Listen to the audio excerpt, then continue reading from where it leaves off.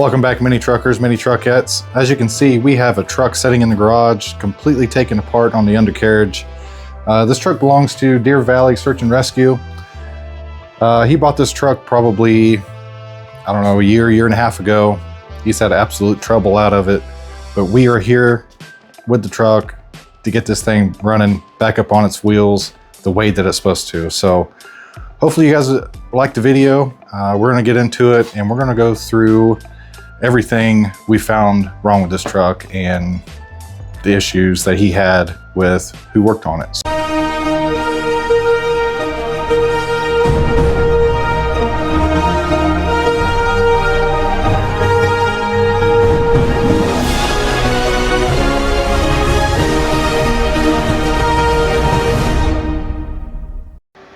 All right, so this 1990 something Mazda Scrum, which is just a cousin to the Suzuki Carry. It shares pretty much everything. It's just a little different badging. It's like a U62 Mitsubishi and a Nissan Clipper. But anyway, this guy bought this truck a couple of years ago, maybe a couple of years ago. He brought it to a guy to rebuild the engine. He bought a whole rebuild kit off Amazon. It had sleeves, pistons, rings, bearings, complete seal kit, and I can't remember what else it had, but it was pretty much a whole rebuild that he was supposed to do on this truck. And what we were under the impression, as you know, along with the owner, was when he put the rod bearings on the connecting rods along with the main bearings, none of it was machined and none of it was true circumference. And that could be possible, or he used the oversized main bearings and rod bearings and they were too tight, which caused them to eat themselves. We got the truck here. It was burning oil and you could hear residual grinding in the bottom end of the engine. Very slightly. It wasn't terrible. It wasn't knocking. So that makes me think that he might have installed the oversized stuff and not had the rods or the crank milled to make up the difference and make everything a true circumference and shape. So it ended up being a mess. We drained the oil and the oil was very dark and full of metallic. Probably one of the worst that I've seen. So I feel bad for the guy. He's rebuilt the engine once and now we're here doing it again, but this time around we're going to do it right. We're going to put this thing back out in the field doing what it's supposed to do with no issues. If you look in these boxes here, this is the complete engine tore down. So we have engine block, which it always surprises me how small these things are with, you know, being tore down as block itself. To pull something like this and have 660 cc's, you know, it just surprises me every time. So here's our crankshaft. If you get in close enough, you can see the marks in this thing. You feel them with your nails, and it's in every one of these to where the rods and the mains were grinding in this thing. You could mill this and bring it back true. It does have enough material on it to where we could do that. And inside here, you can look on this connecting rod bearing, the grooves that's in that thing. It's very, very chewed up, especially where they meet with the caps. Burning oil. So this thing was smoking, burning oil, and you can see by the top of this piston how black it is and the residue that's on it. Complete mess. The block was supposed to have been hot tanked, and well,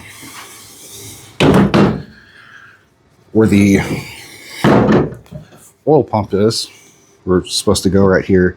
You can see it's full of gunk and it was spray painted over. So they had the oil pump off of it, I mean, there's paint coming off on my fingers there.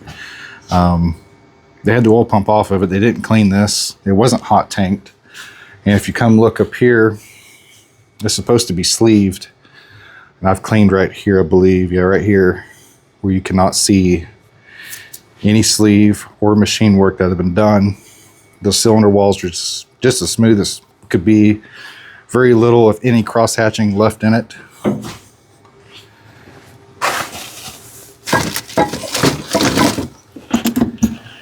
Here's our main bearing caps, chewed up. They're not as bad as the rods, but they're not great.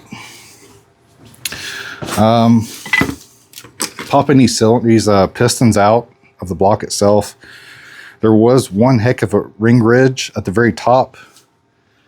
So the pistons were hard to knock out of the block. And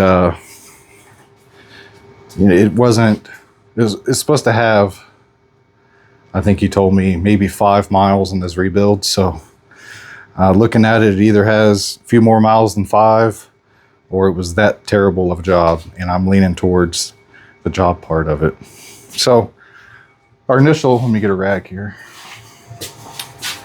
Our initial idea was pull it down, put a reman crank, bearings, reman rods, and just slap it back together with a full gasket set again. And what we came across after we pulled it down, we're not going to be doing that. So the problem was within price-wise of machining. After we machine it, buy the additional parts that we needed with rings and bearings and all the other stuff, we're looking at around the same price as buying a reman that's already done, got a warranty, and we think it's more efficient just to go an extra $40, extra $60 to get a reman versus rebuild what he has here. So that's what we're going to do. You can see the new parts that we had that was ready. Full gasket set, reman crank, reman rods. And those things are beautiful. And all the oversized bearings to go along with it to match everything. Well, I'm not using any of that. We're just going to get a reman engine, swap it out, put it in there. They did do a new clutch in it when they had it down the first time. And when we went to go drain all the oil out, I don't know if they didn't put oil in it, in the transmission, or the tail shaft was leaking so bad at the seal that it just leaked out. As you can see down here, transmission, very dirty, very grody, really wet here, really wet here. So we're going to replace both those seals while it's out. He didn't have any brakes. Well, he had front brakes working. Rear brakes were not working at all. We've tore it down just to inspect everything. The wheel cylinders were leaking so bad that it drained all the brake fluid out of the reservoir at front. So we're going to do all new shoes, wheel cylinders in the back. He had a U-joint bad in the front drive shaft. We're going to replace that. His clutch cable was on its last leg, so out with the old, in with the new. And the carburetor, as you can see, we got all the vacuum hoses hooked back up the best we can with it out. There was so many vacuum hoses and everything plugged off on it, and it's come together a lot more than what it was when we took it off. We ultrasonic cleaned the intake. The carburetor's brand new. I don't know how old it is, but it looks like it's recently been replaced. So all that's looking good. Distributor looked good in it. And by the way, for a fresh rebuild, it was leaking oil out of the front crank seal, and it was leaking out of the distributor as well. So fresh rebuild, leaking oil, that's not good. Of course, it was eating itself. So a whole bunch of not good stuff that was going on with it. He was looking into junking the truck because he couldn't find anyone to work on it, which he hated the idea of doing. But he came across us and we said, yeah, absolutely, we'll take it in. We'll get this thing up and running the way it should be. So there's something to think about. If you guys have a truck that's been down, not running, you can reach out to us and we'll work you in, get your truck back up and running exactly the way it should. And that's, you know, another case of what we're doing right here. So I hope you guys all have a great day. Hope you enjoyed all your holidays, and we will see you on the next one.